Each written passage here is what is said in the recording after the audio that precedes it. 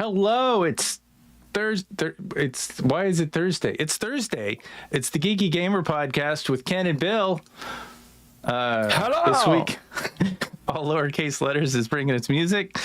I think my mic is working because I can see the thing, so that's good. I hope so. Couchfire Media brings us production.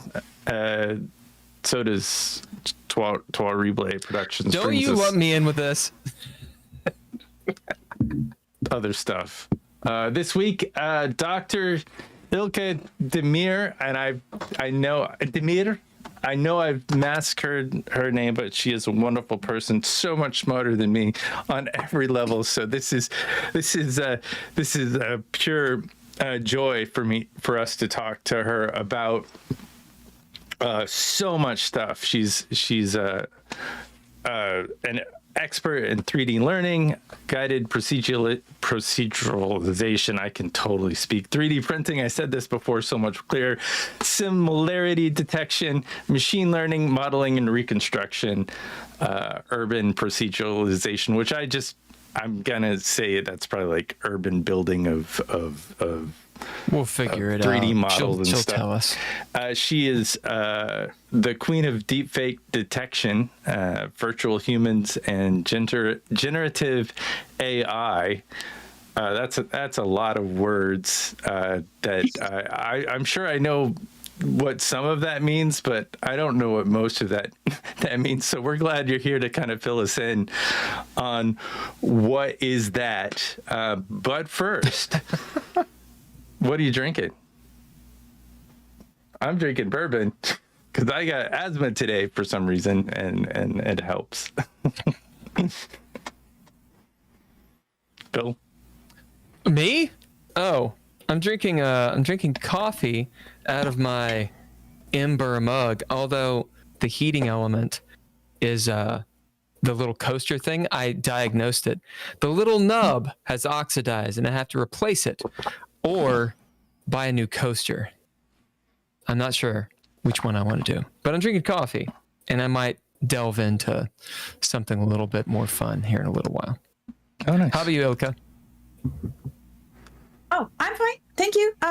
So I was thinking about not drinking anything. So I'm like, I feel unprepared that I should be drinking. I don't know. So You seen some tea? Or some... See, Ken doesn't. He's aware of it, but see, for him, it's a little bit later in the day. Yeah, it's 3 p.m. here. For us, it's noon. You know, sometimes we'll do a GGP, and I'm like, woo! Right after. He's like going to bed. I'm hanging out, doing my thing. Anyway, Ilka, who are you? I am an AI scientist and lead and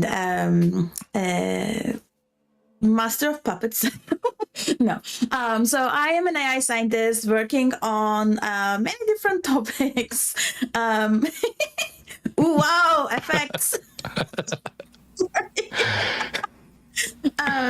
That currently we are looking at like generative AI, deepfakes, how we can get rid of deepfakes, how we can find deepfakes, how we can protect content, how we can do content provenance, how can we build responsible generative models, etc. So by background, I have been working on generative models for many years before it was cool. Now everyone is saying like, oh, generative AI is super cool.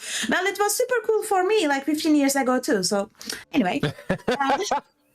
So yeah, that's basically me. Except from like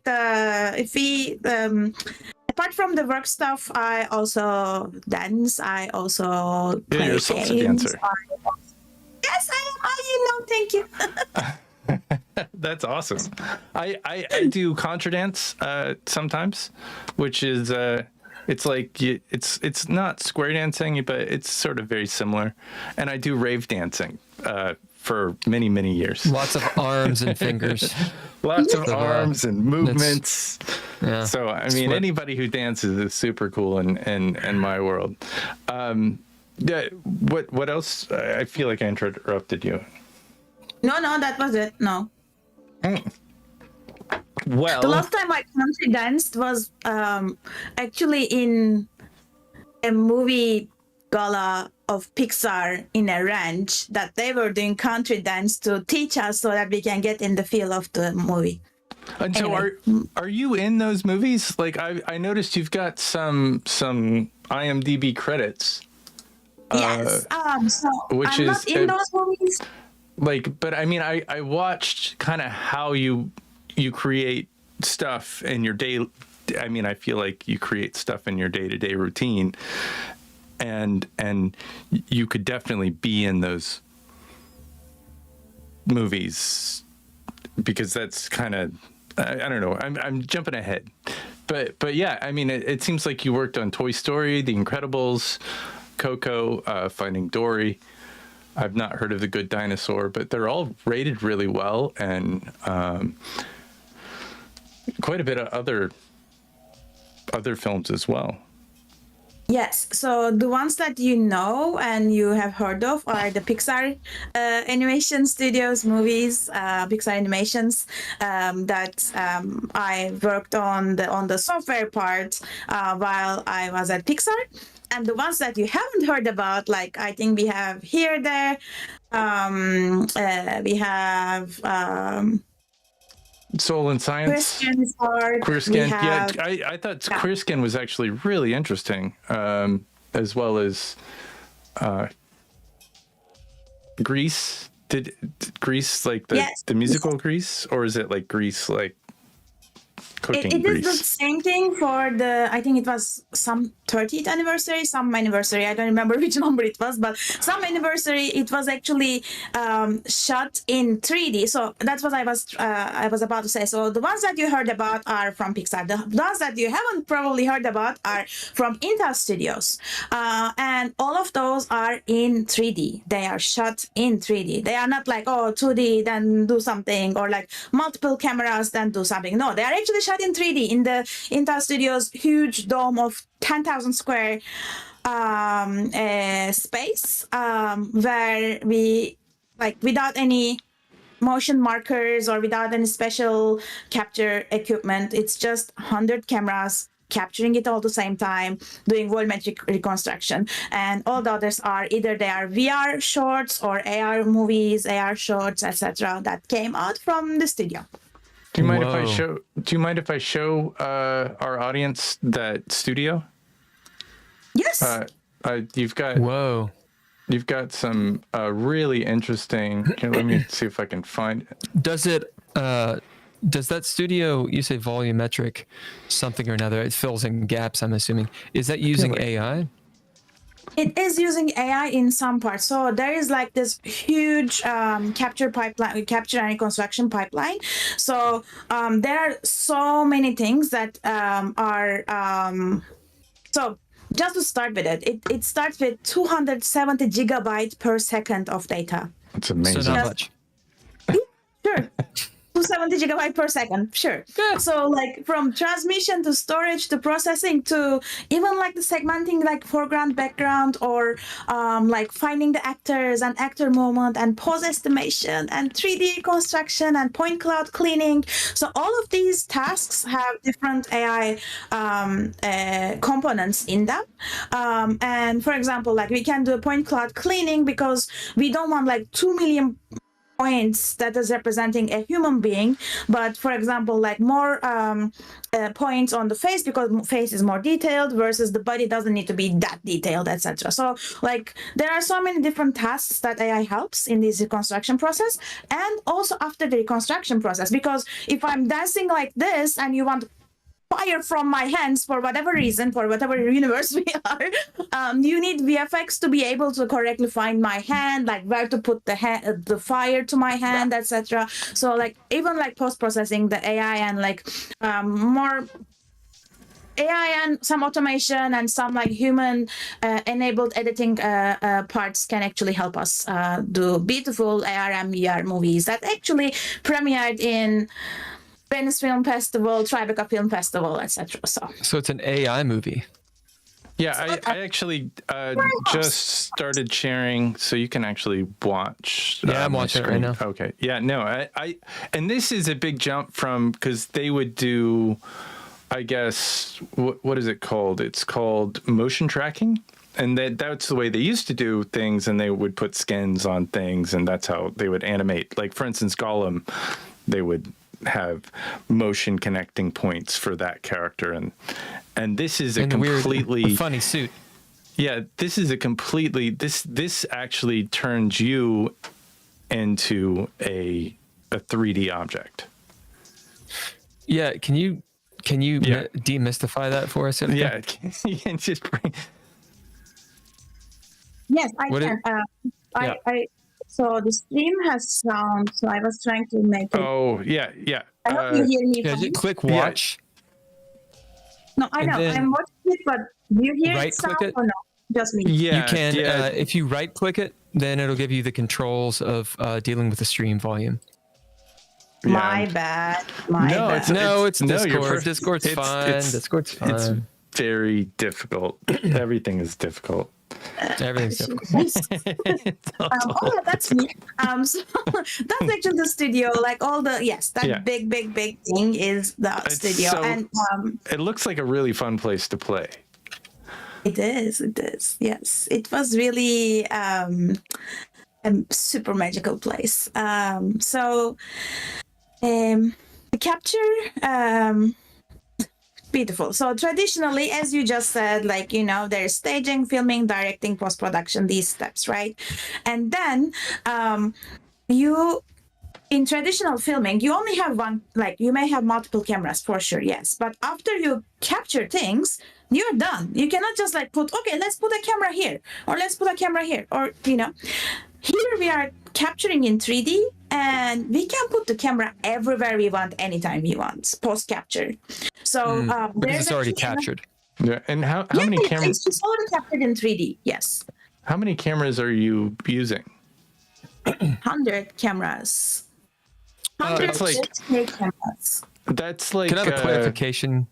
Can I have a clarification question really quick? Yeah, go ahead. So when you say you can add a camera in post, are you actually saying you can just see what was already recorded and just activate that camera that already took the pictures? Or are you literally able to recreate the 3D space? Like everything is captured as in 3D. So just like imagine my room, right? If I have VR glasses and if I enter this room in VR, I would be able to see everything from everywhere, right? So the whole movie is like that. Yeah, it's like the Matrix or Run Lola Run, right? So, for example, let's say you shoot this movie, like 10 minutes or something, and you get your 100 cameras going and you're recording all inches, et cetera, et cetera, et cetera. Okay. Now, in post-production, if you wanted to, you could activate that camera or that camera or that camera because you've already recorded it, correct? Sure. Okay. So let's say, are you able to activate cameras that were not there? Absolutely. Not even cameras, like any point. So okay. Here, you saw like in the stream, there was a horse there, right?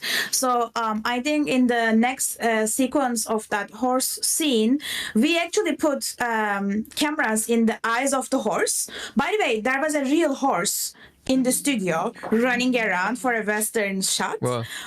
As you can put the cameras everywhere you want in post, like you can actually put the cameras into the eyes of the horse, and you see like how the horse is going in 3D and the horse is everywhere. So I see. Yeah. So you don't literally put cameras in the eyeballs. You're just able to understand that space. The computer's able to understand the space in 3D, and so you could do whatever you wanted there. Whoa. Exactly. Yeah. Well, I mean, you could like cameras on the floor, for example, or whatever you wanted to do.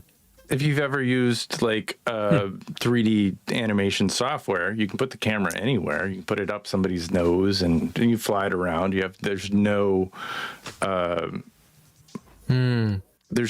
because it's a digital image at that point. Right. With the 100 cameras, what is the resolution of these cameras? Is 8K. that 8K. 8K? They're all 8Ks. So you can. Lord, I didn't know there was a 8K. Yeah, 8K. It's like double 4K. It's like twice as much as a 4K.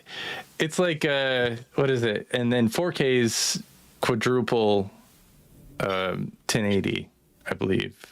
I could be wrong about that. I think yeah. I mean, my camera is at least 8K.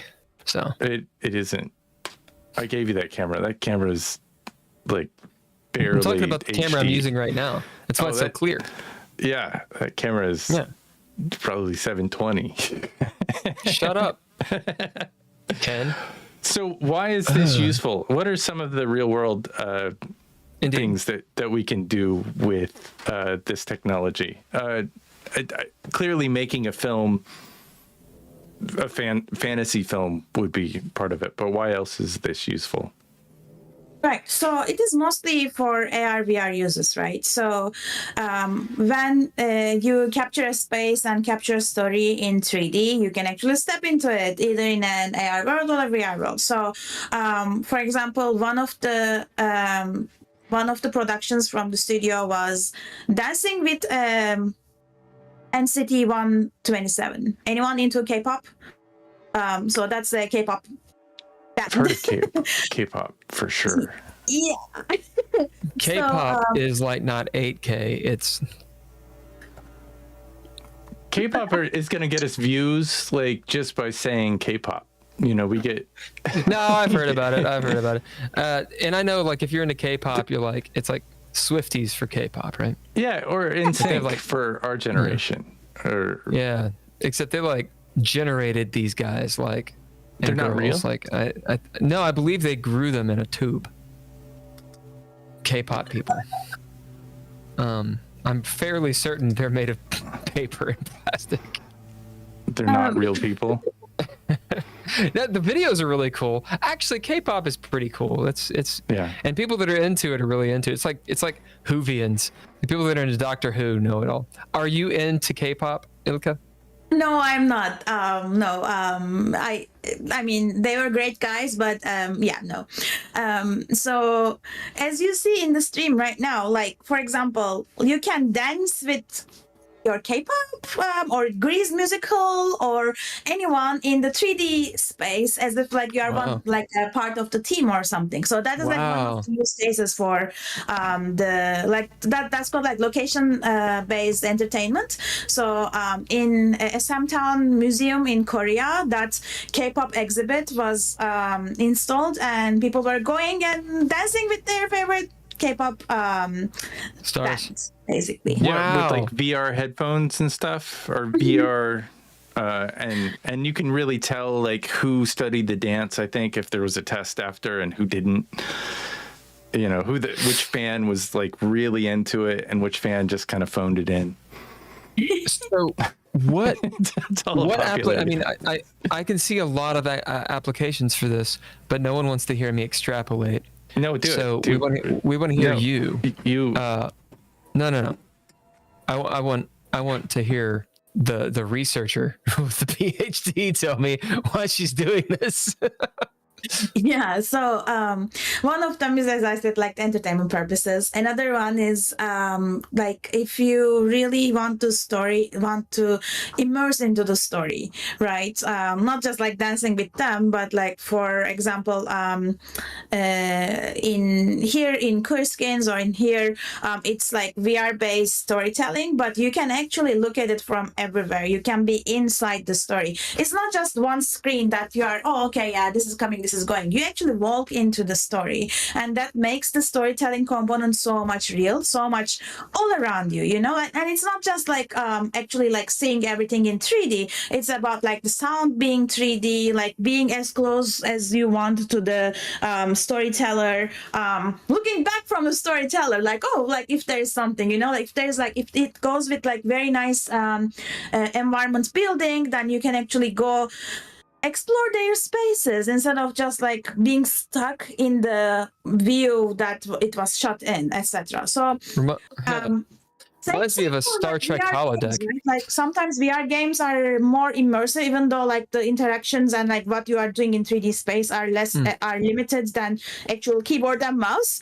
But you are inside it a little bit more, right? So that's another use case. So you said a lot with the holodeck. Yeah, it sounds like a Star Trek holodeck. Minus the the hard light and like actually being able to literally interact.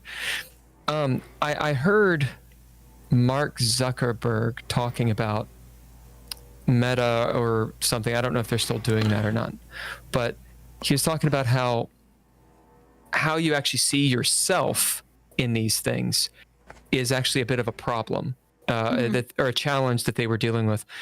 Could you tell us about anything about that? Yeah, absolutely. I actually also worked at Facebook at some point. I worked at Meta when it was called Facebook. Right. How was that? Did Mark Zuckerberg, are there multiples of him? Is he a cloned person? I just saw one of him in one given instance. I haven't seen multiple. He like ziplined out of the ceiling like a... Yeah. No, he was in the aquarium in the middle of the building. So he's like, it's all open space. At least when I was there, it was all open space. But there was just one room that has glass walls and ceiling like an aquarium. And that was his room. So I saw him a couple of times there. But I mean, with Apple and Meta, that 3D space or that interactive concept is kind of, it's not there yet.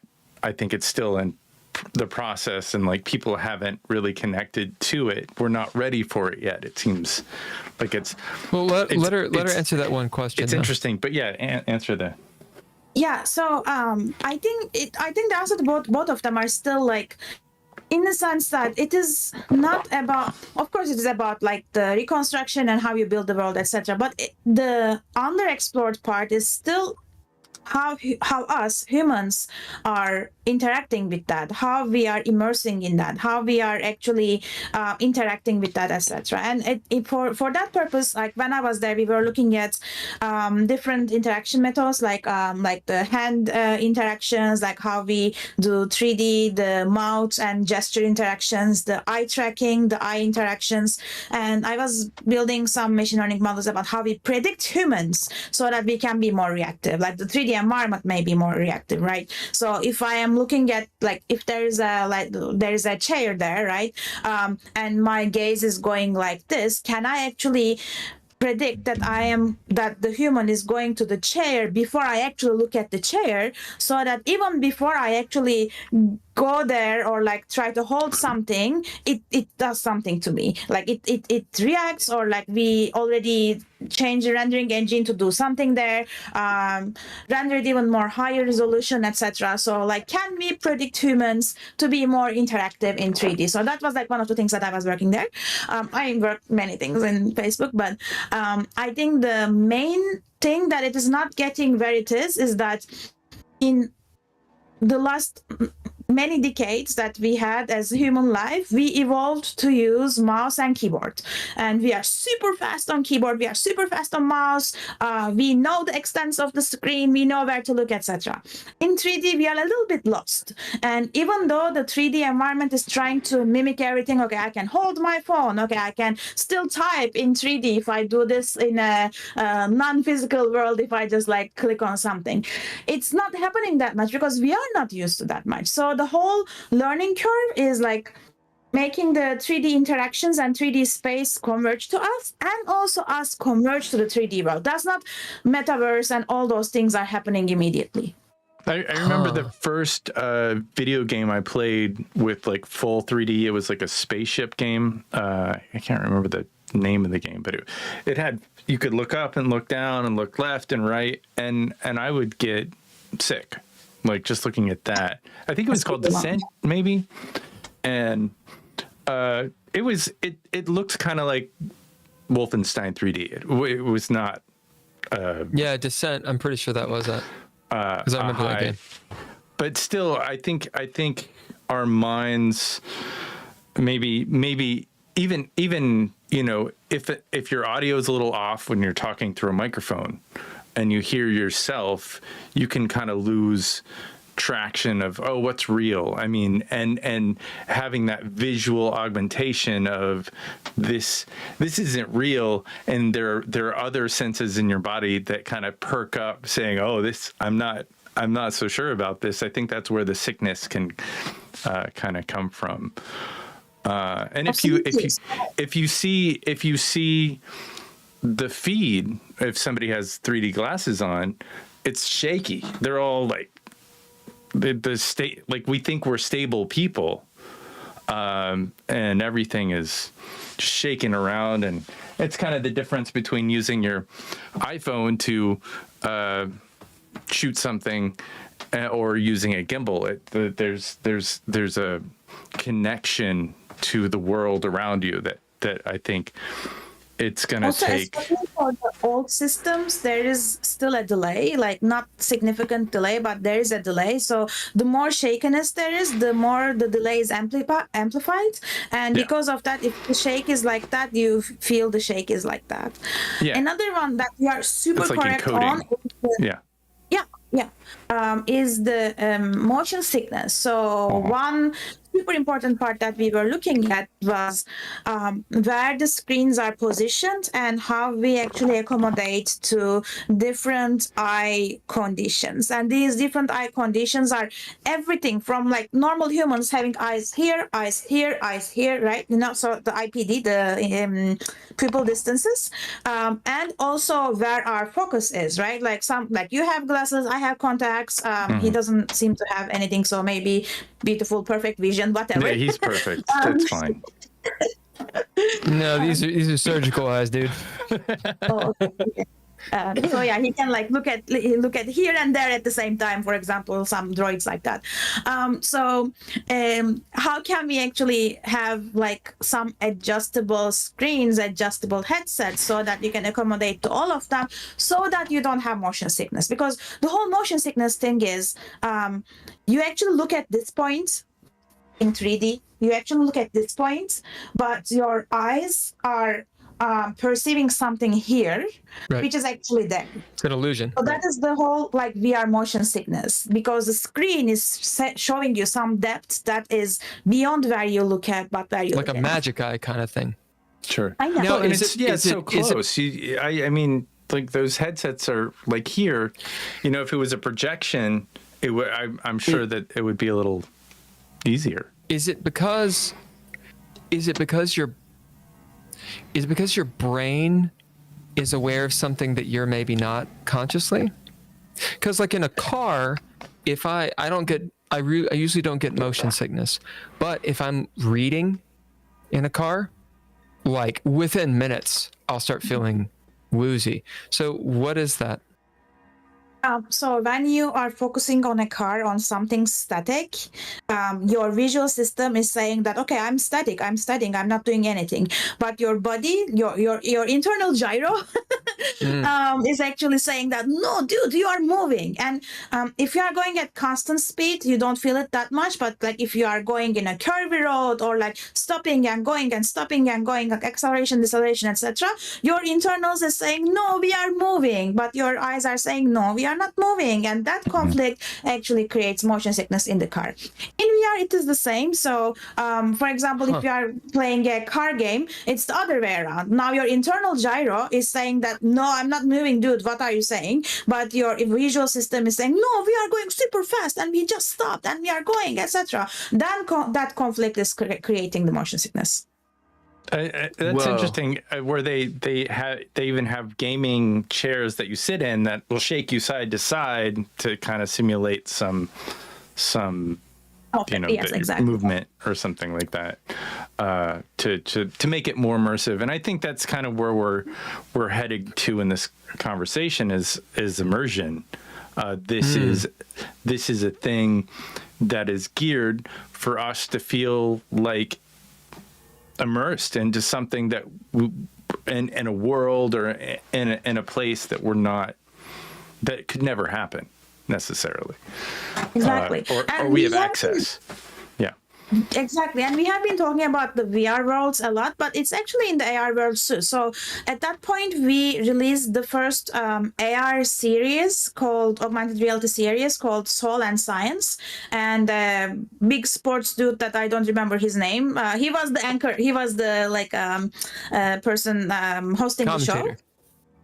Yes, commentator, host. And it was an AR series that, like, one of the first things that happened on iPhones, you just look at your table like that, and you see like all those sports things happening on your table. You can look at the floor, and they make it like life size, so you actually jump with them, you play with them, etc. But they are on your phone without the glasses and stuff.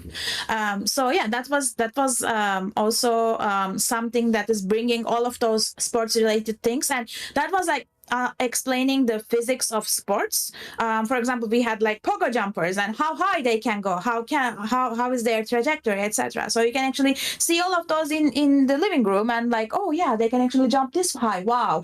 And this is not an animation or any 3D modeling or stuff. They're like real people. They are actually jumping in the studio or actually playing basketball in the studio that are 3D captured, but they can be 3D viewed everywhere. Whoa. Do you think interesting? What about eventually? Could you play, like, if you had somebody play a basketball game? Could you be a character in that game? Could you play, or is that is it are things preordained? If you watched a whole basketball game play in this studio environment, I guess, could you affect is it possible to change that to a more AI concept or more adaptable concept? Yeah. So everything we have talked about up until here is about how we can capture the real world as realistically as possible. Mm-hmm. Then there is the editing part. There is the manipulation part. There is how we can actually change the scene. If we can just like view the scene versus interact with the scene. So there are some ways that people try to do that. Not in our studio, but there are other 3D productions that capture different timelines, right? If you do this, you go into that timeline. If you do that, you go into that timeline, etc. It is not really manipulating, but it's like more like you are, you it's know, like a choose your own adventure type thing. Exactly, like those books, choose your own 3D adventure, kind of. And actual manipulation is something really like needs either new content or how you manipulate, etc. For example, if you have a ball and you are like throwing the ball, maybe it doesn't need new capture. You are just like changing the trajectory of the ball, right? But if instead of throwing the ball, you are throwing a chair and there's no chairs on the scene, etc., then you need to capture a chair or like have a 3D repo, get the chair, understand how the physics behind the chair and the environment is, then simulate that, etc. So that's like a whole brand area of research and production that we hopefully will have at some point in future. Mm-hmm. Yeah, I can see. Yeah, go ahead. I can see also the idea of like, if I come into the 3D space and I'm trying to interact, but then let's say I bring something else into this 3D space. So like if I bring a baseball bat, a physical baseball bat, and I'm trying to hit the virtual ball, right? Is that an issue, or is that actually an easier challenge to solve? That is also an issue because we don't know like although the 3D world is captured as photorealistically as possible, the physics, gravity, object interactions, collisions, those are not captured. Those needs to be still rule-based or somehow learned. So sounds like AI needs to be. Exactly. So when there's a bat in 3D, if you don't have any rules, what would happen is you do this and the ball goes inside the bat. There's no interaction, etc. So of course, like these, like you can capture and try to simulate it like that, or you need to learn the world. What were you saying, Ken? Oh, I was just gonna say, like, gravity. Are there scales and numbers that you could input to give like a ball weight, or because it seems like in a 3D world, like a Fusion, like if you use like a 3D software like AutoCAD or Cinemorph 4D or Maxon, that you can give objects a weight of sorts and the way that they react. And I'm not sure exactly where I'm going because we're at the pinnacle of my knowledge. But it seems like giving objects weight would make a difference in how they would interact. Yes. You can give weight, you can or mass is a better word. Code in physical rules. You can say, okay, the gravity of the system is this, etc.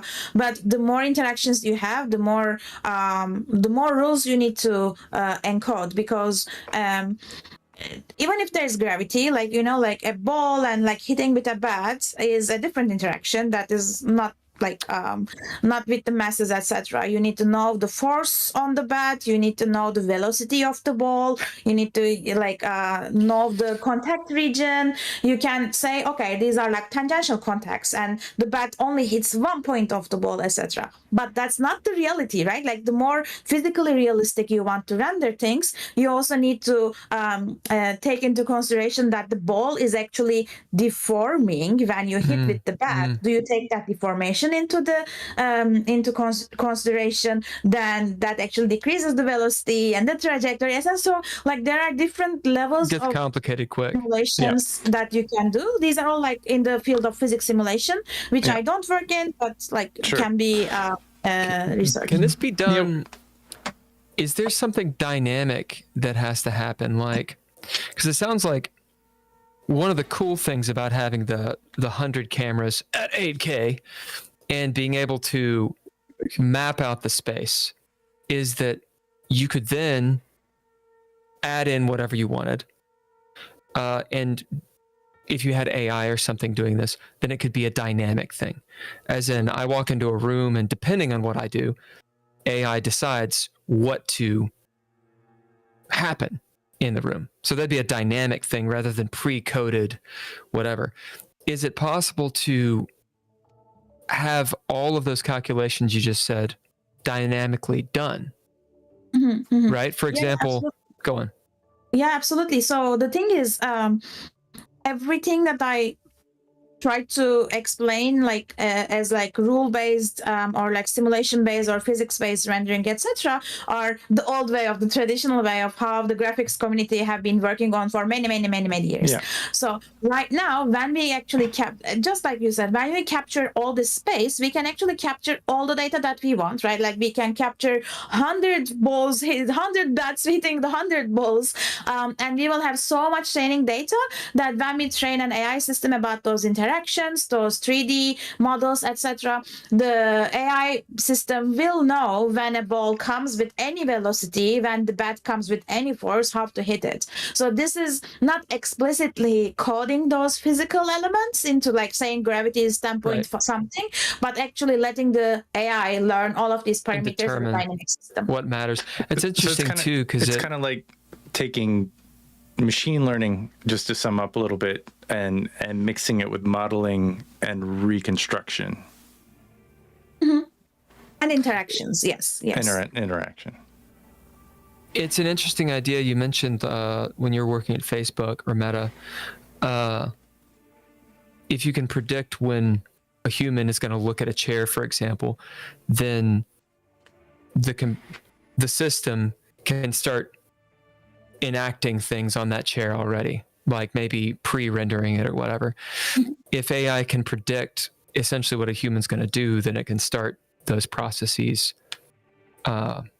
first. All of this is recreating reality. So, when someone draws a picture, like a 2D picture, then it's an optical illusion, right?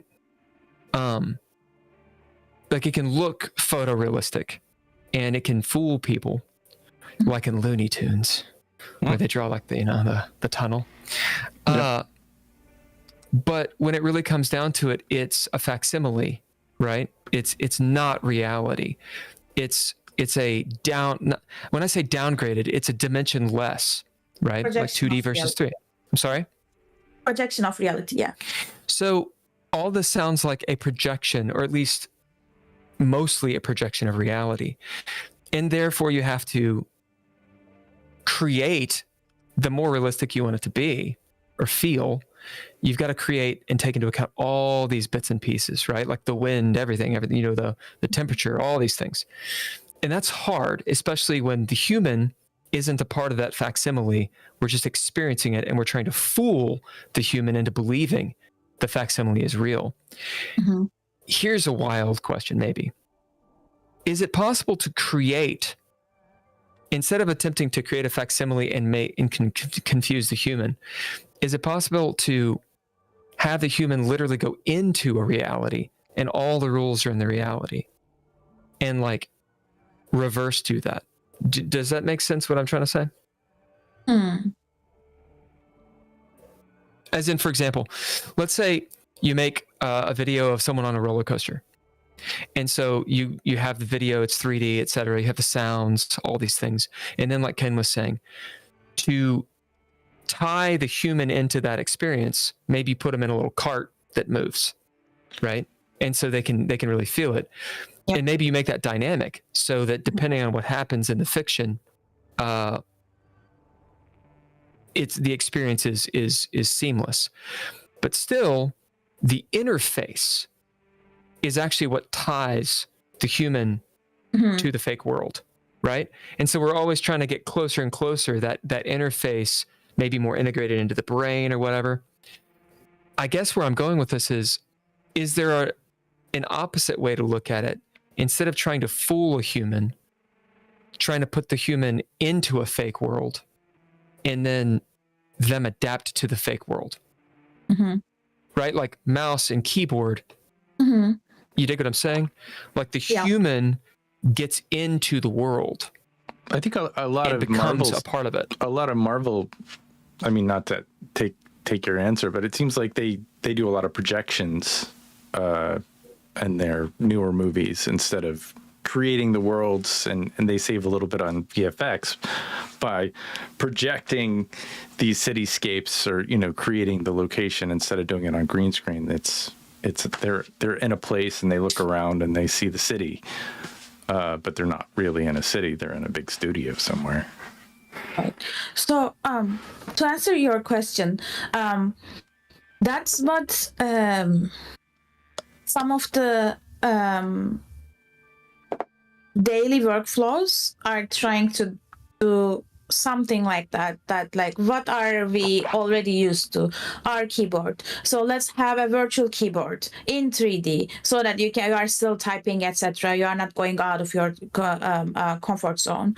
And then like the things that the virtual worlds are trying to teach us is like, for example, looking and clicking, right? Like we never in 2D or 3D, if in any world, we never look and then click, right? Like click with blinks, etc. So that is something that we need to adapt to. We need to learn in how to like adapt to this virtual world. It's not our 3D world. It's not the 2D world, but it's some new interactions that we are trying. On the other extent, there are new interaction devices that are trying to make us feel more in the false worlds, right? Like there is the haptic interfaces. Like if you touch something, it gives you a feeling of touch back. There's full body suits that like you actually like whatever warm, whatever cold, whatever wind that you feel, like you actually feel it in your skin, right? There are the walking machines. I don't know, those were super cool. Like so sure. You actually I tried one of those in Facebook. So you actually stand on like an area just like this big. You are actually walking whichever direction you want. You are walking, but the traction adapts to where you are walking. So you actually never leave that chamber, that ring, but you are walking wherever you want. For example, that's something that like, you know, anyway. So there are many different interaction mechanisms or interactive devices that are being developed to make us adapt to this new 3D false world. But you are absolutely right. Like for frictionless transition, we need to learn it a little bit better. We need to adapt there. It's not like they need to be as photorealistic in terms of interactions as we would like. How does that Yeah, it's feel interesting. walking on one of those things? Like is that, how do you feel? Do you feel balanced? Do they have you suspended on something? I mean, do you feel safe walking around on a? I felt safe. I think there was a little bit of delay. So if you like suddenly stop, the band was not suddenly stopping, but like stopping a little bit late.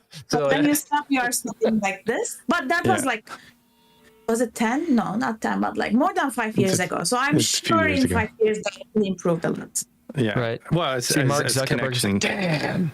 as Wi-Fi speeds or connection speeds, increase. I mean, I'm using Cat 7, Cat 8 in the studio, so I'm sure the connections are all getting faster and faster and faster with whatever that is. Well, we should definitely talk about deep faking at some point. Yeah, I was going to say, I have to heat up my coffee though. before we So- get into that. What is there anything controversial about kind of what you're doing with with these volumetric? Can I point at the elephant in the room? How about porn? Porn. I mean, the whole time I'm like, right, so porn. No, yeah, well, that's deep fake. Well, like when you porn is very good at something. If you want to measure if a technology will be successful in future, you first look at its uses for porn. If Interesting. it is adapted in porn, then it will be successful no matter what. So for measurement wise. So how's that 100 camera coming along? Yeah, every nook and crevice. What have you been doing in the studio? But for 3D immersive technologies, I think there were some applications there. For some haptic devices, there were some applications there. Right. So like if something is adapted there, it will get adapted in other places. That's how I see it. Interesting. For deepfakes, even in 2019, where there were not that many deepfakes, right? Like it was just such a niche area. Oh, great, you can replicate the face or something like that. Sure. Well, deepfakes have been around for decades, like with Photoshop. I mean, it's just only more current that it's video. I mean, that's the next, it's video, but like the photorealism is like improving and improving and improving. So when it was Photoshop or just blend images or like blend shapes, etc., you can still see that that's someone else's face, or like you would be able to do it in 3D for some time, right? Like, but then like the eyes are always like that, why the eyes are not moving, why the voice is like that, etc. So it's all the photorealism and deep learning and AI being more and more applied here, like better encoders, better decoders, etc. Like all the transformer architectures being applied to face transformations, etc. So because of all of that, it's getting much more realistic, and that's the scary part, that's the dooming part, etc. So but that last thought, even 5 or 6 years ago, go ahead. 97% of all the deepfake content was on porn. Sure, of course it was, because that's the internet. That's all of the internet. 97% of the internet is porn. Is that still true, or is that not true anymore? Still, I think the most money-making part of the deepfake industry is still unfortunately adult content. There are so many like apps and websites and everything that you can nude everyone. You can create deepfakes. You can just like put everyone you want in any pose you want. So like and there was a 404 media article about there was a 404 media article about how much money they are bringing. It was like, I don't want to misquote the article, it was like a considerable amount of, I think, hundreds of dollars, something like that, per second that these people are making. Absolutely. That makes I sense. mean, I'm an OnlyFans star, but I use deepfakes. So. But No. I My can't look OnlyFans at- character, I'm a beautiful blonde. Yeah.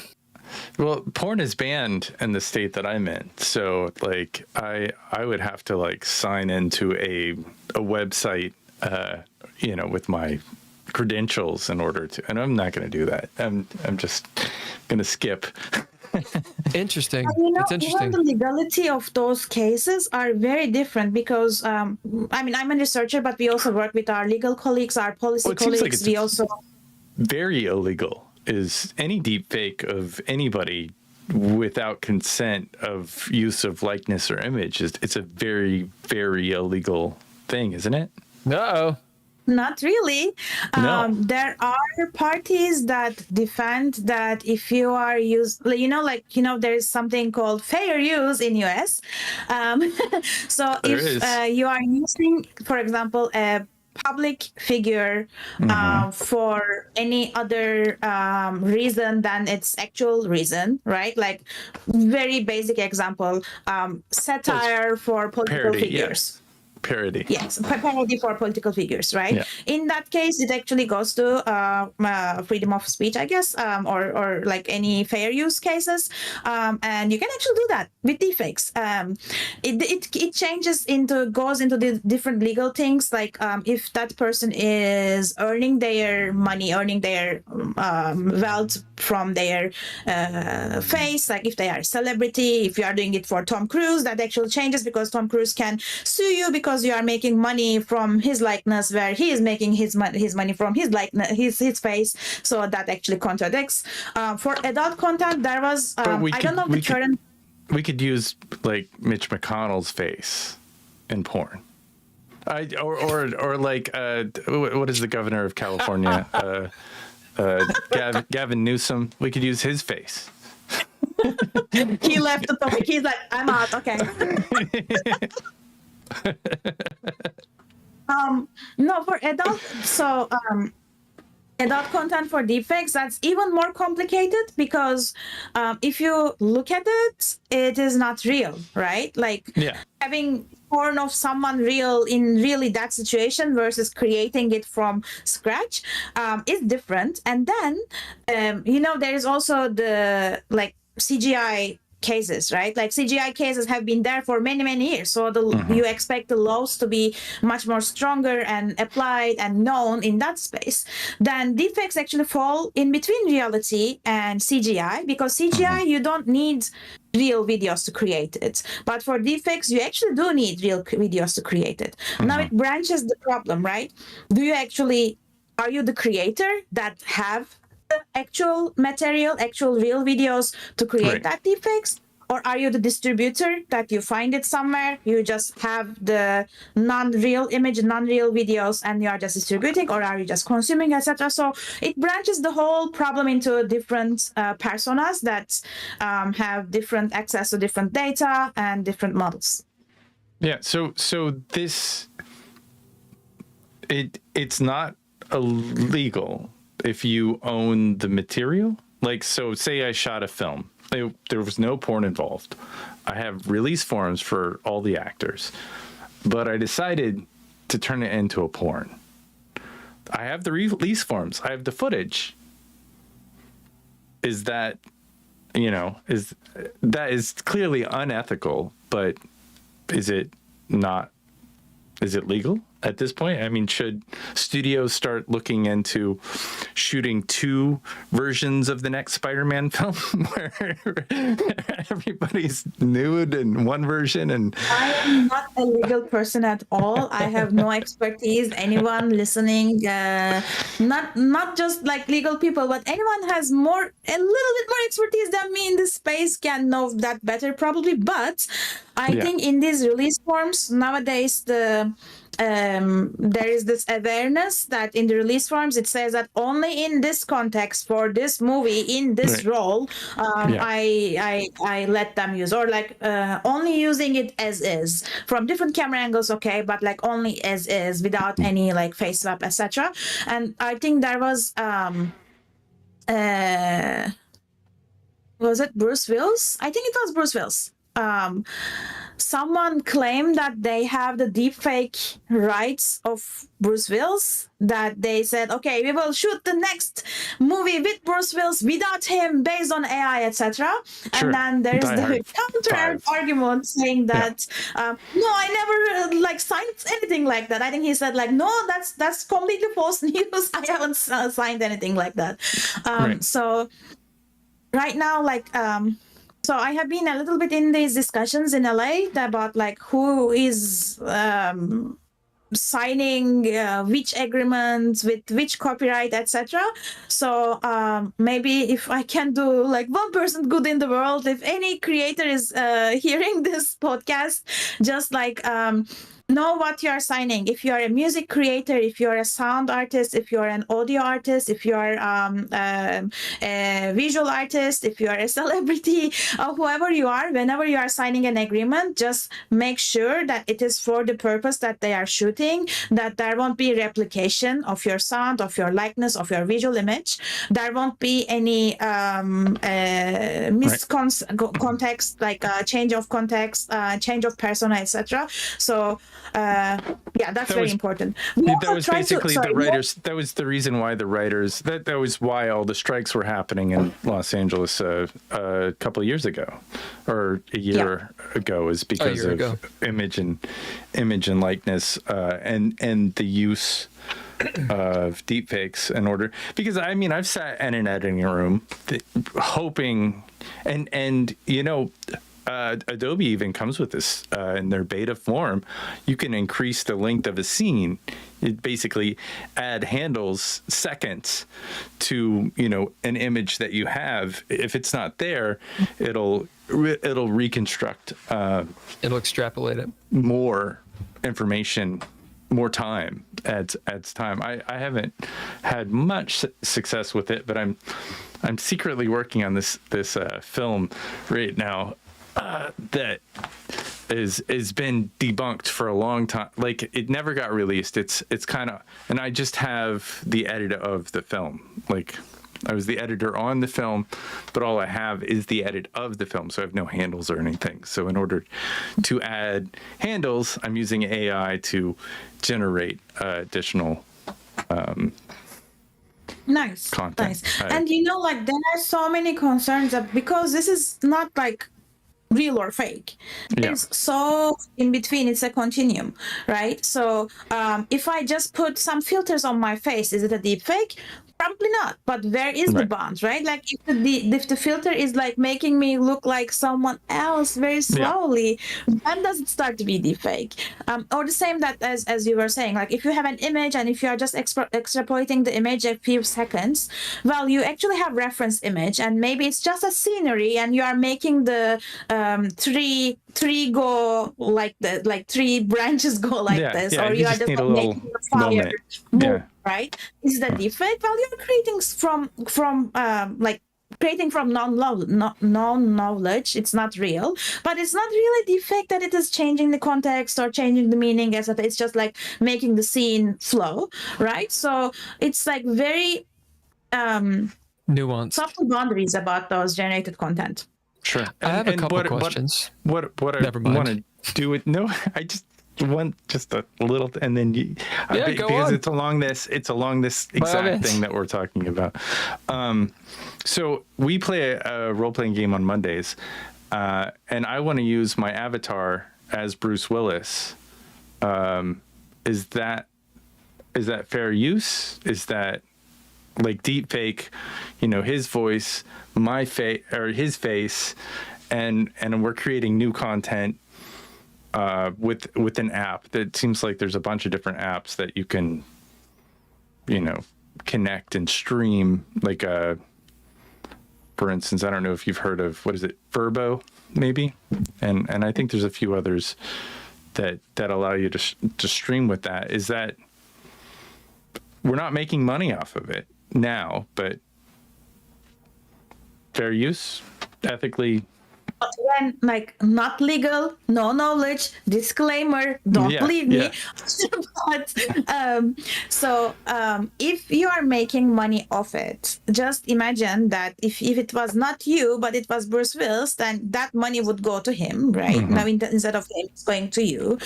So in that case, I think there's conflict. But if it was not him, but let's say Obama, then he wouldn't be making money from his likeness because it's not his industry, he's a public figure, then that money would be going to you anyway, so you would be able to use him. Yeah, well, political figures, you can do anything. Literally anything. You can do anything, but the likeness is the economic legality doesn't apply to them. Yeah. Okay. They can still be litigious, and they like, I don't know, if you do something with Trump, he can just say that you cannot do that to me, ban, like, you know, like. Yeah, but I mean, does it matter? Go ahead, Bill. Ask your question. Sorry. Yeah, I have no idea what I was gonna say.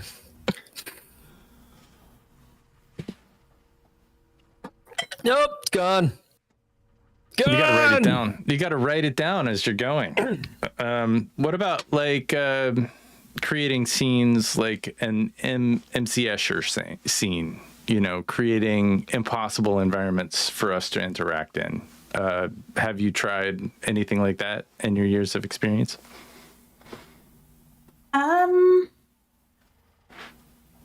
For deepfakes, we mostly work on faces and voices, and we want to be on the good side, so I never say that we do deepfakes, but of course we create our own data too, so we actually do some deepfakes, but that's not what we do. We don't do deepfakes again. So we you're work not on the posting detection. and sharing and making money off of there. You know, it's a learning process. So it's like whatever you're into, that's how science advances. That's how technology moves forward. Is you get into something, you get a subject matter that you like, and you go down the rabbit hole, and it's whatever floats your boat at that point. That's why our motto is that we need to do the best deepfake so that we can catch the best deepfake. Great. Can you talk about that process, catching deepfakes, and Absolutely. and why is it important? Yes. So as you know, deepfakes are everywhere. We talked about adult content. We talked about misinformation. There was this expectation that the elections would be super influenced by many deepfakes of many politicians, which very nicely didn't happen.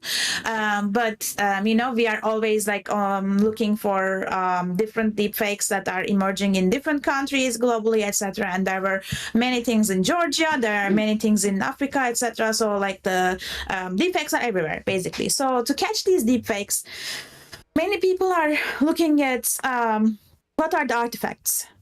Like, is my hair floating in the air, or like, is my chin really having some artifacts so that it doesn't look real, etc. Instead of looking at those artifacts, we are trying to find deepfakes by what is real, what is authentic in humans.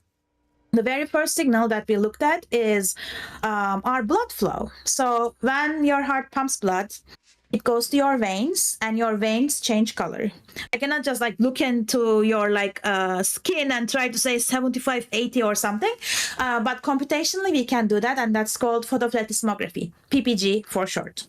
So those PPG signals are like sinusoidal, and like they look very like nice little heart monitor signals, usually. But for deepfakes, they are everywhere. They don't look like normal heartbeat signals. So in Fake Catcher, the very first deepfake detection algorithm that we have invented, we collect these PPG signals, these heart rate signals from everywhere on the face, and look at their temporal, spatial, and spectral coherency. What does that mean? So if you're a real video, you have one real person, you have one heart, and it pumps the same blood into your skin. And this cheek says, okay, it is like this cheek says it's like this. So they are very coherent and consistent. For deepfakes, it's like you have multiple blood flow everywhere on the face. You have 1 second 75, the next second 120. Their frequency is also not really consistent. They're like frequency domain, their spectra is very colorful, let's say. So fake catcher looks at those blood flow signals, creates PPG maps from those signals, and trains a neural network on top of that to classify them into real and fake videos, basically. Now, fake catcher is just the first of them. We have many other detectors, like we have eye gaze-based detection. We talked about eyes, like our eyes are actually predictable in VR and in real world. So the fake eyes are not as predictable, for example. The 3D divergence points are different. The fake eyes are like googly eyes. They are like looking everywhere. It's not like Cyclops, like going like this. And if you've ever done generated art, AI art, they can never get the eyes. The eyes are like very difficult in AI art to like. It sounds like a weird kind of Turing test they do in Blade Runner. It's literally about the eyes and how they track and answer questions. Yep. We could have used that in the paper, that analogy. Thank you.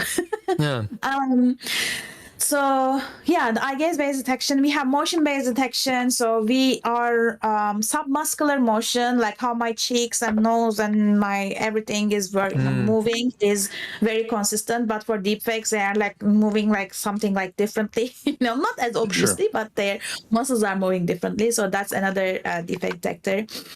We have multimodal detectors. For example, when I move like this, for example, what you hear is different, right? Like my voice has some difference based on how I move, or like how close I am or where am I going.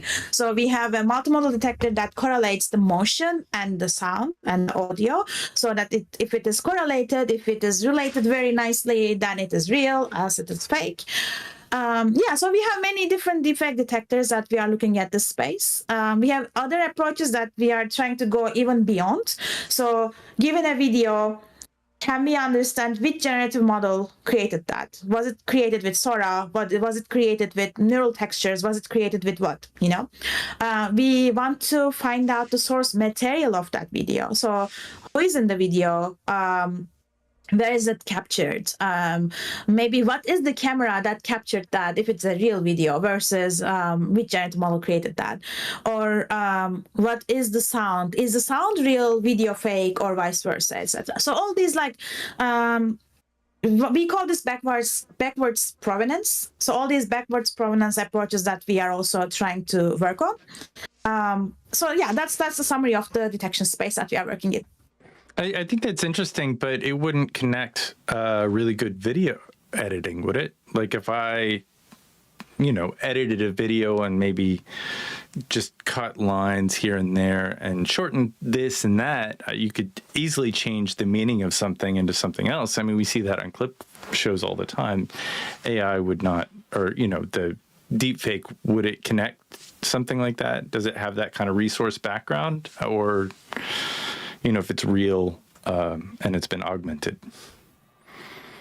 Yeah, that's going a little bit on cheap fakes or shallow fakes. Yeah. Like splicing, cut, paste, etc. In those cases, what we are trying to do is like real-time deepfake detection. And in real-time deepfake detection, we actually don't have 5 minutes of video, real or fake. No. Instead, we have like real, fake, real, fake. All this timeline of the video. And if it is spliced, or if some part of it is real, some part of it is fake, those hybrid videos, we can actually find out which part is manipulated. Is there a way to signal viewers? Like if it was a real-time thing, is there a way to signal like on YouTube or, a broadcast network? Like, hold on 1 second. Yeah. Yeah, for that, all of those platforms need to adopt fake catcher, and that's not the case as you see right now. But hopefully in future, like all the social media platforms or all the like third-party content aggregators or all the advertisement or all the content that we see that we consume everywhere, hopefully they will have that indicator about like whether detected or whether like coming from the actual provenance signal, because we also work on provenance and we want all of these origin information about content to be carried with the content, right? So if we are shooting this video, if we have C2PA stamp on it, so C2PA is the actual provenance standard that all of the industry is working on. It is the short for Coalition for Content Protection, Provenance and Authenticity. So C2PA is a standard where you want to protect your own content by having the manifest that gives the origin information about the content protected by in the cloud, that the manifest can be retrieved whenever you want. So if we are shooting this, for example, it will say that okay, the video has Ilke and the producers, and the producers are these, the distributor is this. If you do editing, you will say that okay, the video was captured by this camera, but editing was done with this software. All the editing is valid and authenticity based editing, and then when you upload that, the manifest also gets uploaded, so you know the provenance information for the data. So all the detection work that we are trying to do is for the content that doesn't have provenance information attached. They are in the wild videos, right? Like you see me like this, maybe I'm talking great, etc., but there's no metadata, there's no a manifest attached to it. So we are trying to find whether this Ilke is real or not. So yeah, I don't know why I started talking about that, but that was a question. No, I guess. I mean, it's definitely you're clearly an expert in this, and I think that is important for us to. Are you a deepfake? Is that why? I was expecting that question to happen. Like, like I should not have this smooth skin. Your skin is beautiful. I do have a question for you, which I wrote down, Ken. Good. So these deepfake detections and countermeasures and such, are they using generative AI? Detection? No, detection is using normal AI because it's that goes my obvious question is coming up, but so you're training AI how to detect how AI fakes reality. Not really, because that's what the other like blind detectors are doing. Blind detectors are giving like, this is real data, this is fake data, go figure out what. In that case, you are absolutely right. Those detectors are learning the artifacts of generative AI, artifacts of fakery, basically. And then when you have a new super duper generative model that creates that data, this model, this detector never saw that new generator's artifacts. So it says, oh, these are real, because it never saw it. As opposed to that, we are trying to learn what is real in real videos. So the PPG signals, the eye gaze signals, the motion signals, all of those will continue to remain in real content anyway. So we are not conforming to the artifacts of generative AI. When there is a new generator, it will still have like broken PPG signals, broken eyes, etc. So we will keep saying that those are fake. I think I understand. That does make sense, and I'm obviously a layman in this, but it seems kind of like counterfeit money, right? I mean, as in, it's a much simpler, I think, topic. I'm also not an expert in any of this stuff, but it seems to me like if someone says, okay, well, the PPG signals, for example, well, why are they incorrect, or why are they suspect when generative AI, when deep faking does it? Well, it's because I'm assuming the way that the images are created are not taking those things into account, right? So there's not a base system for, hey, there's blood that works a certain way. There's not rules for it. But if you had generative AI that took that into account, was like, hey, look, make sure that you only got one heart, it's 1 BPM, et cetera, et cetera, et cetera, then you wouldn't have those signals anymore, because it would take it into account. Am I not understanding that? You're understanding it so well that there hasn't been a single talk or podcast or Q&A or keynote or panel or any of those when I explain fake catcher and that question didn't come. It comes every time. So, the PPG signals, yeah, bingo, bonus question. So the PPG signals are very buried under the skin, literally buried under the skin. So imagine that if you have a crystal ball in a room and you have Continue. Sorry. And you take a photo of that crystal ball, everything will be super nice, right? Like all the refractions, it's shadow, the how the light bends, or like the book right next to it, etc. If you want to render a scene with a crystal ball, a synthetic scene, like you in 3D, in Unity, in Blender, in your favorite 3D software, you put a crystal ball in the scene, and you need to solve so many light equations and interactions and shadows and shades and light bending and illumination. All of them you need to solve for. This is very similar with the subsurface scattering, with everything that you need to do. So putting it there is very, very hard, but if it is there, finding it is not as hard. There's another layer of complexity on top of that. So this will get a little bit technical, but all these deep learning models are working based on something called backpropagation. Backpropagation is when you have a result, the path that goes to those results, you need to propagate the error back on those gradients so that you can actually adjust the weights.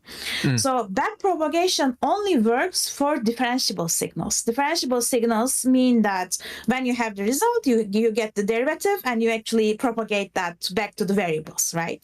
So if your signal is not differentiable, you cannot backpropagate.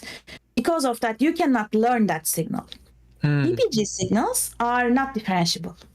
Because of that, you cannot learn to generate PPG signals. And that is the beauty of fake catcher, that no one was able to trick fake catcher up until now, that those signals are not differentiable, you cannot learn them, you cannot backpropagate them, etc.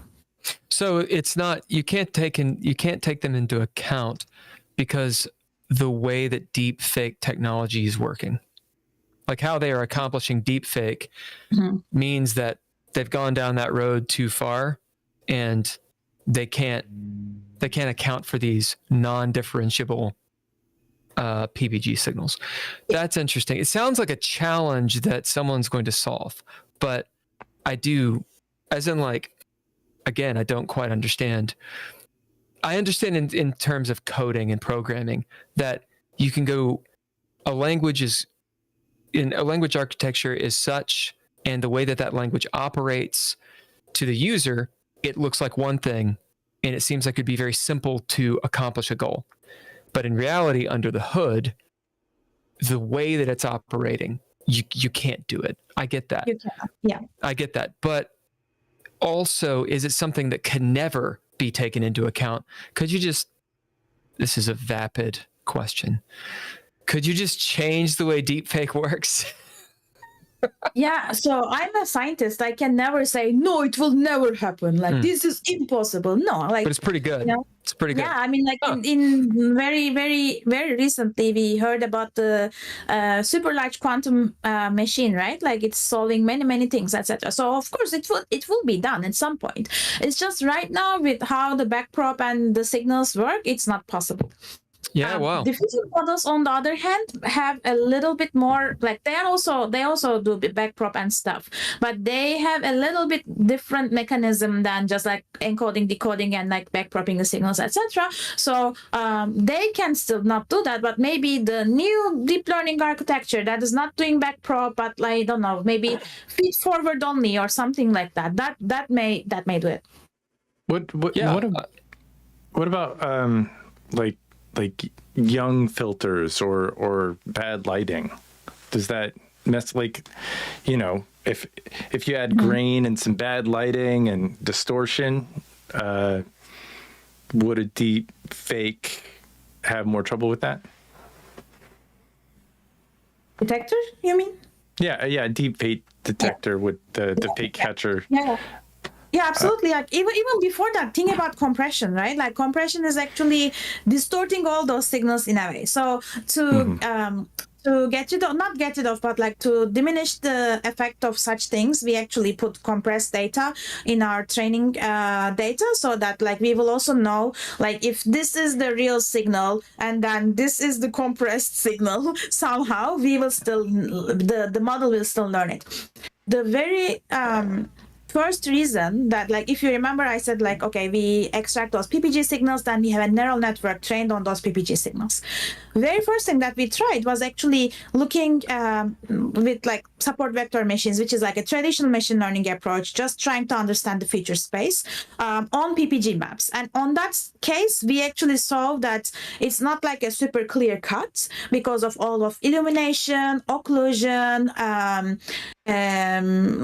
makeup, or all those like environmental effects. It's not like these are real, these are fake in terms of those signals. That's when we decided to put a neural network on top of that to use that data to train the neural network so that it can be more robust against everything that you just said. Okay, well, that's interesting. I'm interested. I have like 4 questions. We don't have to get through all of them. Go for it. Okay, and hopefully, whilst I was heating my coffee, you didn't answer these. How locked in are we already? So when I walked in back into the conversation, you guys were talking about contracts, and you were warning creatives and people, don't sign stuff you shouldn't sign, pretty much, right? How locked in are we already? For example, I have an iPhone, and there's always an agreement. Anything you sign up for, there's an agreement. And it's one of those things where it's like, if a company has a monopoly, or if that's the only way that you can do the thing, do you agree? I guess so. What else are you going to do? It's like going to the US. You're like, do you agree to abide by do you want in the country or not? So how locked in are we already? Yeah, and different companies and different countries have different regimes towards that, different approaches towards that. Well, a little bit thanks to European AI Act and all the like GDPR and data privacy, etc. The big tech is kind of forced to put these opt-in, opt-out buttons. So I think the very recent example that I remember is that LinkedIn rolled this out very silently, putting it as an option, saying that like everything that you use, all the messages, posts, whatever, is actually being used to train our AI models, our conversational AI models. And you need to know that option is there so that you can go and opt out from that, etc. And I think they said it in one of those user agreements that you click and go, that you never read. I don't know how much of the percentage of the population reads that. But None. Yeah, exactly. So that was like, so that's something that, like, especially nowadays when the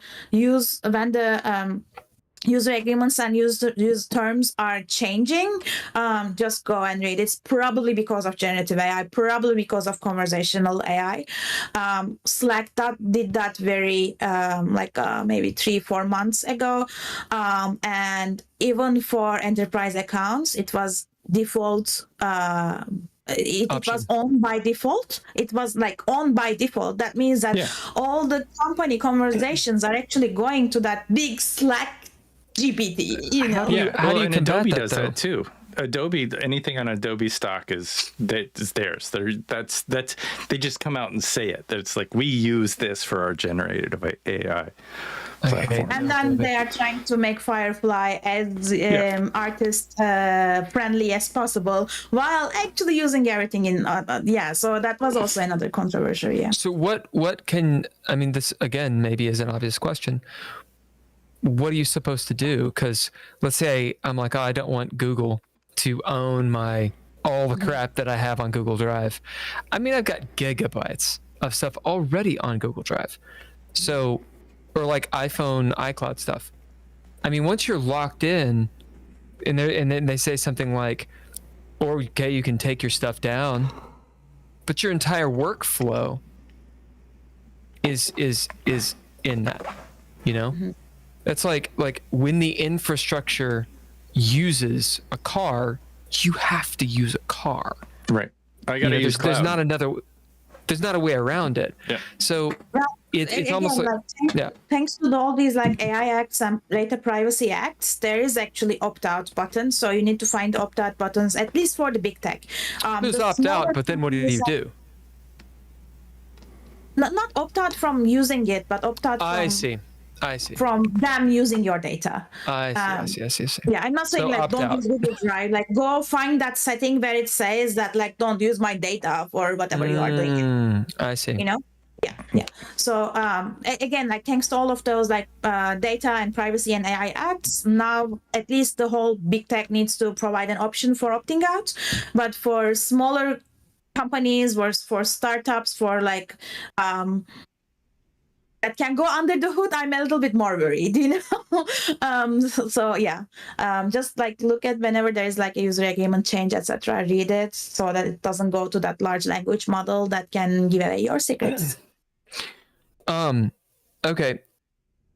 Again, this may be an obvious question. So how is deepfake used? I know how it could be used.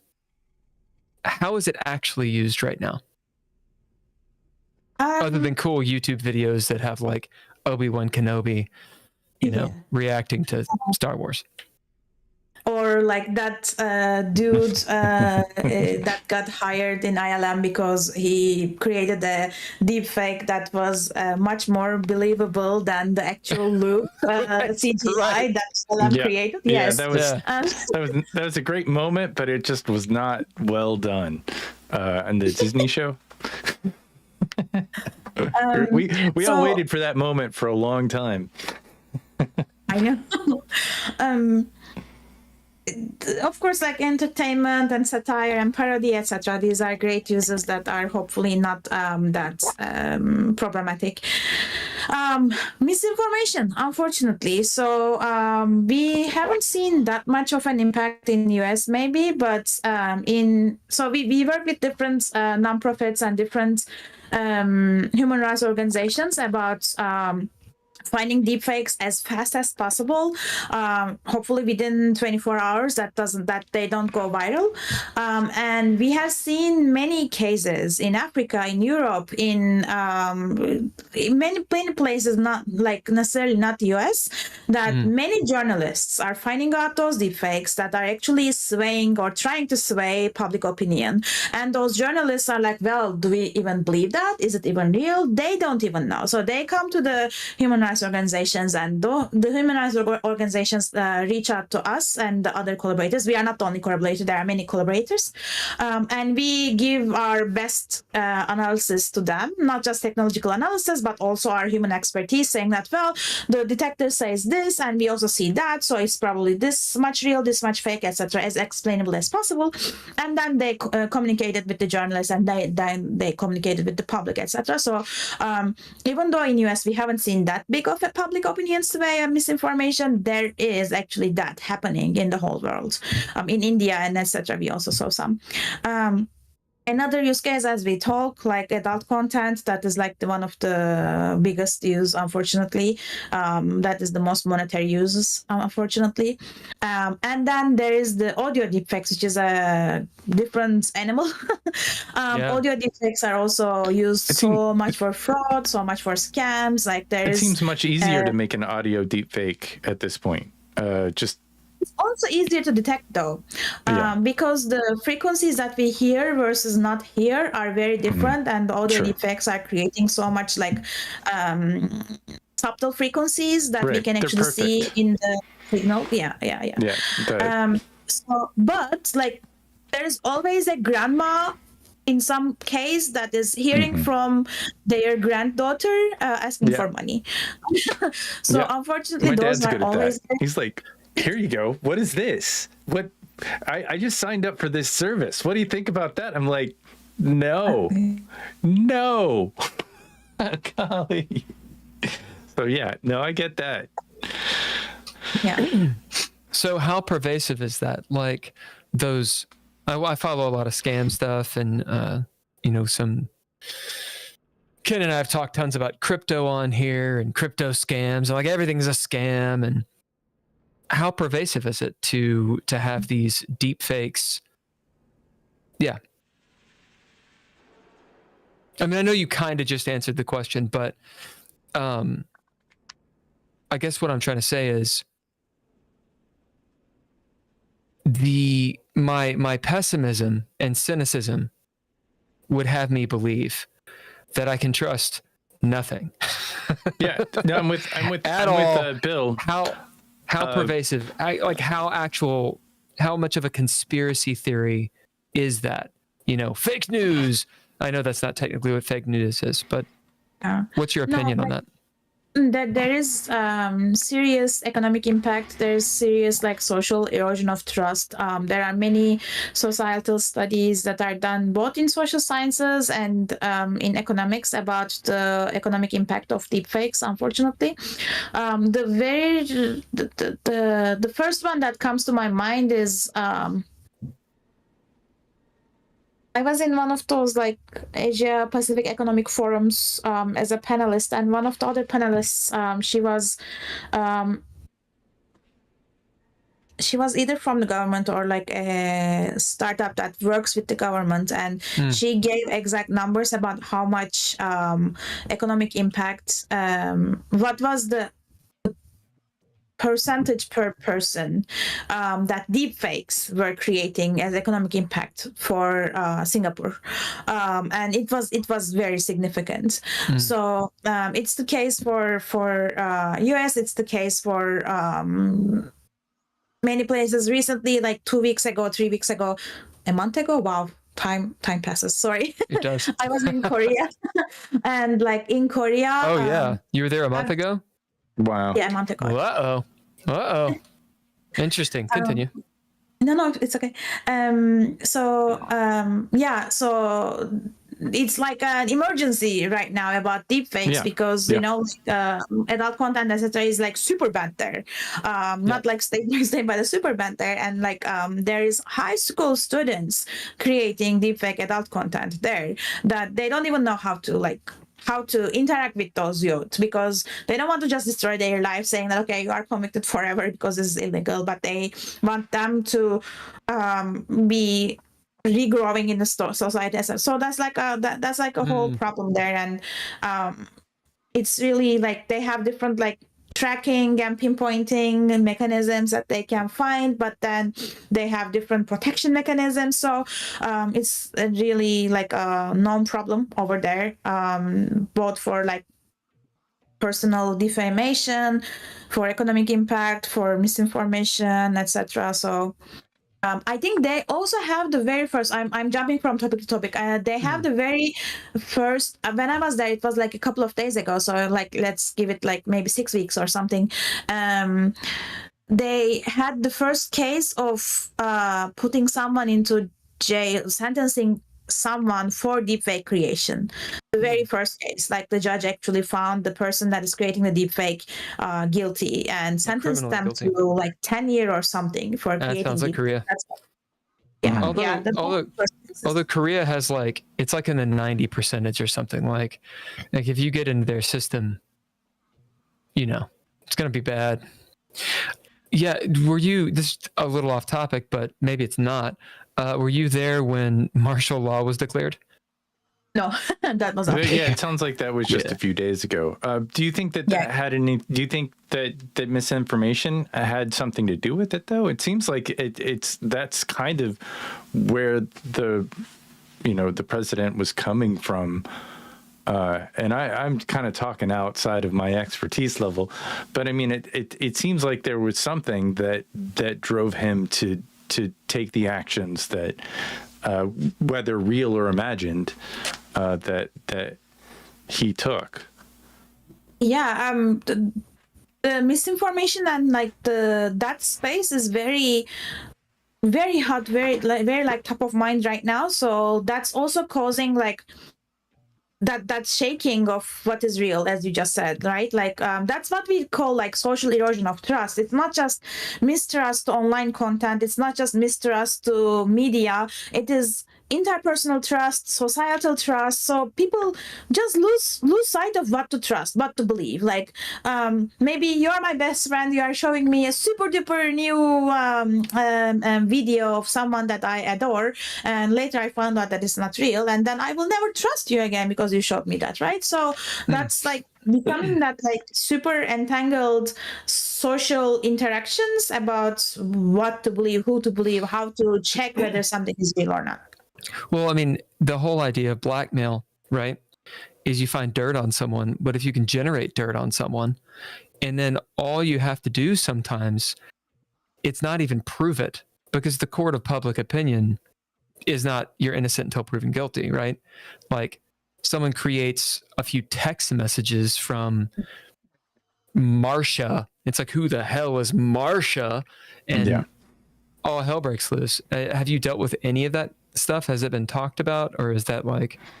There was a very interesting case in Turkey, and I don't know how it concluded, but I think one political party claimed that the other political party is creating deepfakes of their leader, and then it was like, oh my god, deepfakes of that leader is like will sway everything, will destroy our democracy. Sorry.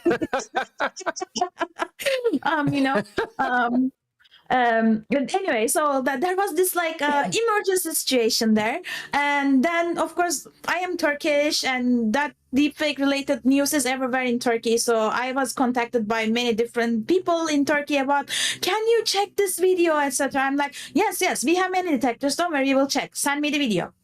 There was no video. It was just the fear of the other party being able to create a deepfake of the other party. Well, it's kind of like stealing an election, for example. Kind of. Just an example. Just an example.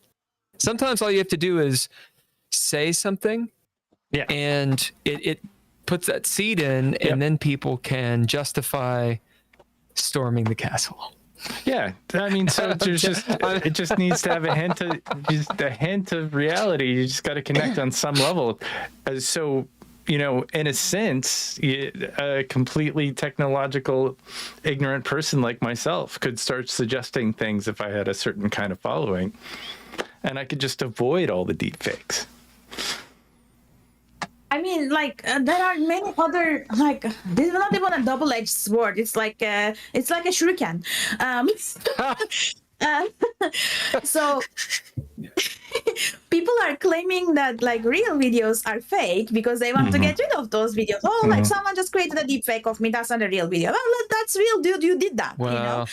Or like, oh, like they are threatening me to create a deep fake of me about this and that, and there's no video and stuff. You know, like there are so many things that this new concept is bringing us about reality, about trust, about like content, that I think we are working on very interesting topics. I didn't know how to tie this, so I'm just like I love it.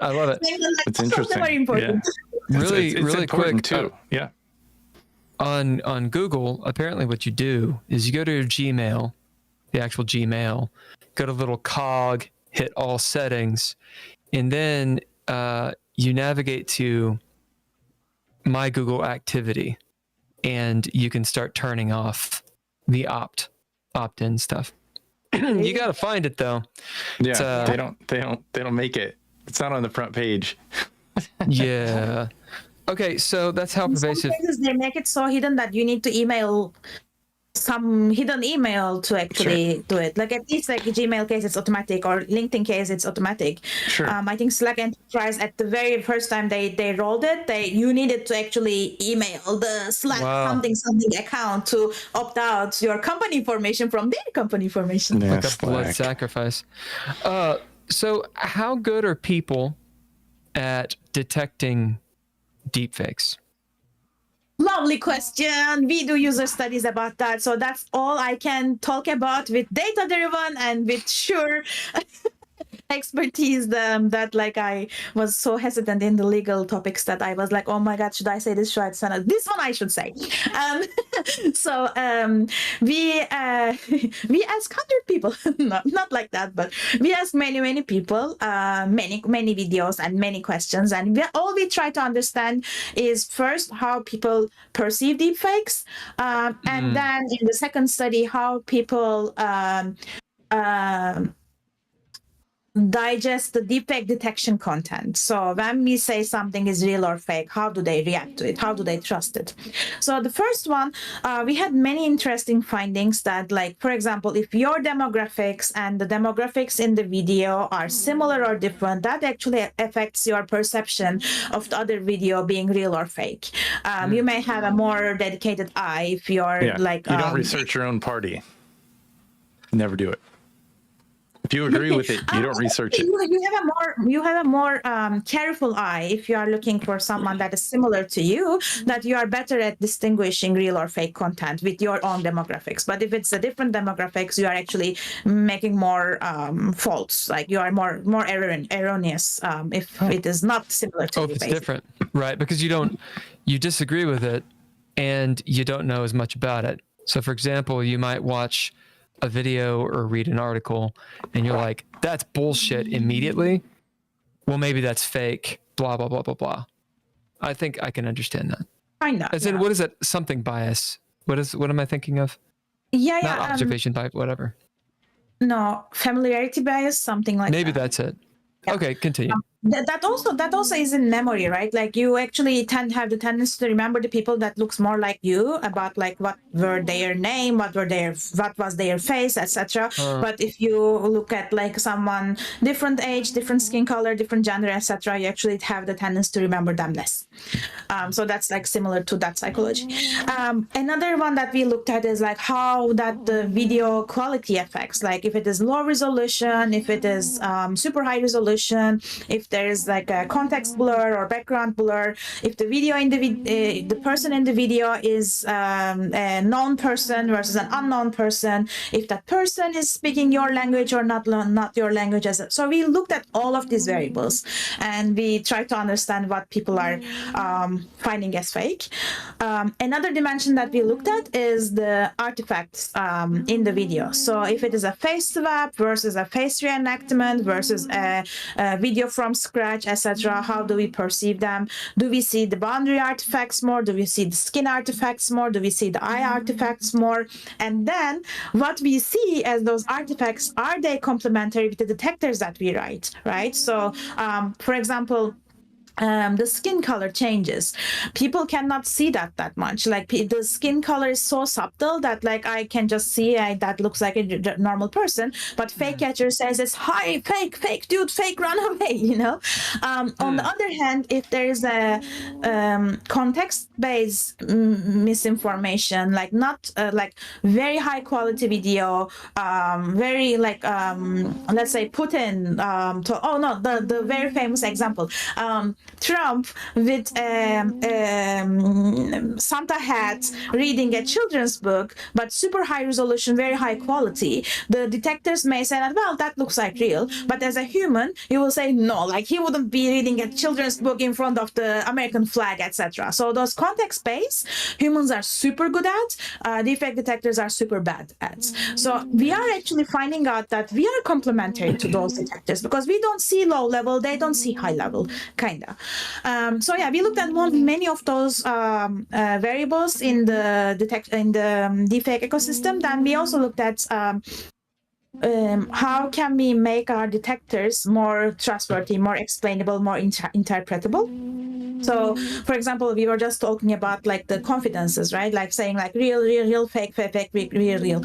If we say all of it as fake or all of it is real versus like give all these like in between confidences, and then do we actually give the confidences? Do we say 90% or do we say likely to be fake, etc.? So how all of these factors are affecting the user trust? So that's something also it seems like if just a little bit is fake in the middle or at any point, wouldn't that make the whole thing fake? I mean, doesn't that ruin, like even a little lie ruins all credibility?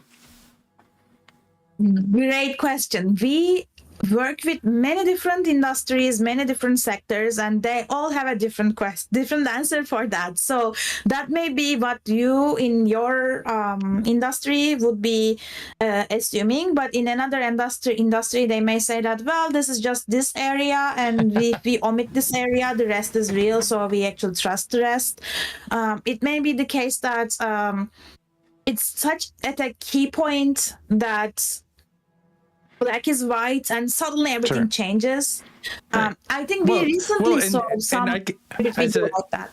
As a video producer, I can see where, I don't have this person for this moment, but we write an email back and forth. You mind if I use this deepfake, or you mind if I use this AI generation software? We just need you to do 15 seconds. We're going to throw that in the middle. It says exactly, it's approved by the person, but we just add it in the middle of the doc, and it's going to pop up on the deepfake filter, even though they agree with what is being said.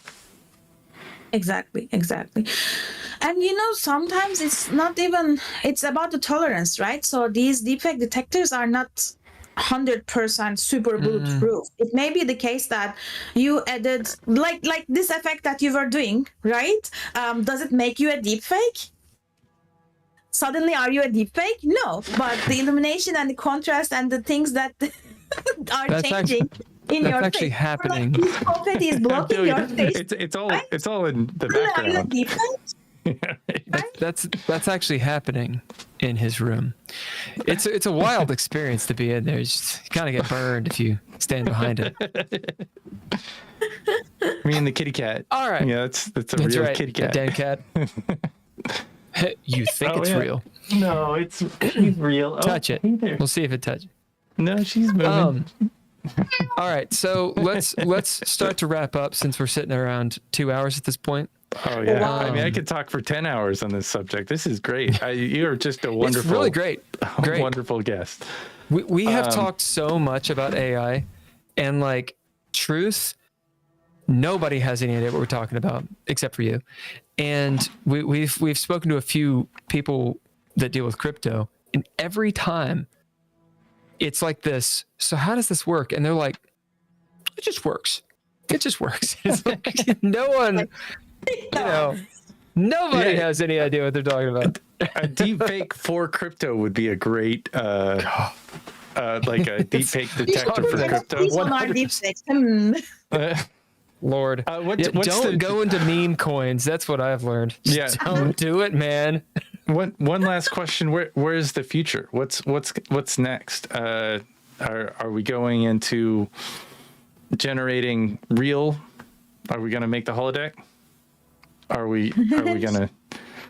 I wish. So all the super futuristic Intel Studio stuff that we were capturing the worlds, and it was actually the world's largest volumetric capture space. And that actually shut down during COVID. So because of that, there is no such big super duper nice volumetric capture studio anymore. But there is little studios of Meta and Google. They capture just one person or half a person or just the face or something like that. I think there's Microsoft Meta Stage that can fit 2 people, but it's not a gigantic place that was a wonderful space. Anyway, so that's that. I just needed to say that. For the future, I think in the utopia that we all should be dreaming of is that any content has a standardized provenance data with it. So you will know how it was created, how it was edited, how it was distributed, who are the responsible parties, etc. Even for generated content, that's not just for original content, for generated content too, which software was used, which model was used, which model weights, which model, what was the model's training data, everything will be known about a content. And in that case, we won't need detection because we already be knowing what is coming from, where it is coming, how it was created. It was created with consent. But the more we are in this space, the more I am feeling that we are close from that utopia, and the content is getting more AI generated, more unknown, less provenance, less origins. Everyone is creating everything without even knowing what they're creating and stuff, so I really want to be hopeful. I really hope that everything will have provenance information. Hopefully C2PA, because C2PA is doing great in that area. Like if you are a content creator, go check out C2PA standard, what we are doing, what we are trying to do. It's like a whole industry collaboration. For every moment that we are far from that utopia, we will be using detection. We will be developing even new detection approaches. The next area that we really focus on is multimodal, not only just like audio and visual, but audio and speech, or visual and speech, or even like the 3D cues that we have around. I don't know whether you have seen, there is like super nice gymnastic videos from Sora that are generated, and it's just like bunch of legs and arms that are flying. I've all seen these that like stuff. physics cues that we can use in detection, or in all those like anatomical cues, physiological cues, natural cues that we can use in detection. We will keep exploring them so that we can find all these deepfakes, and hopefully a little bit of hope. Like I never put my hope in legislations or regulations or policy. That should be the last resort, but I think at least there should be some little push there, so that it's like not being that super chaotic feature, that at least there is some control over who can create what. Right. Accountability. Yep. That whole thing. Yeah. All right. Well, Ken, any last questions? I think you've been a wonderful guest. I'm 100% into accountability for everything. So I think what you're doing is wonderful, and I support it entirely.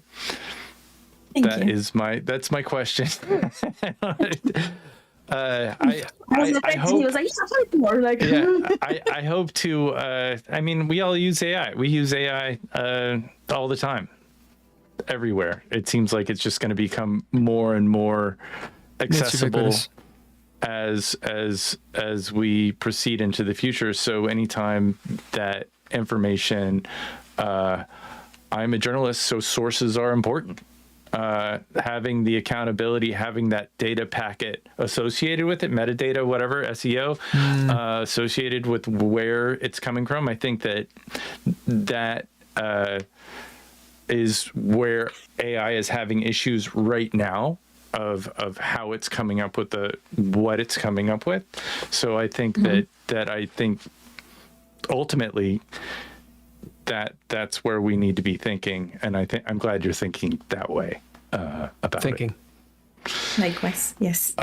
Unlike us, we're not thinking, we're drinking. No, we're drinking. Okay, so we give the guest the last word, aphorism, joke, call to action. What are you thinking? Well, protect your content. Don't believe everything you see. Try to be your own judge about any content that you see. If something looks fishy, feels fishy, seems fishy, it is fishy. And last joke, I do not give consent for this 2-hour recording of me to be used in any deepfakes thing. Googly eyes. Googly eyes. All right. Thank you very much. Thank you. Bye, everybody. GGP out. This has been the non-broadcast of the Geeky Gamer Podcast with Bill and Ken. We do this every Thursday at 3 p.m. Eastern Standard Time, if you can believe that it's Eastern Standard Time, with Couchfire Media and Trois Replay Productions doing all of this stuff. But our guest, Dr. I'm gonna do it wrong. You say it. You say it. With our awesome guest, Dr. Well, we can go on, try it. Ilke Ilke Demir. Demir. Our podcast is going to only be successful if we keep getting just incredible guests like you. So thank you again for stopping by. We look forward to talking and seeing what you do next. Absolutely. Thank you.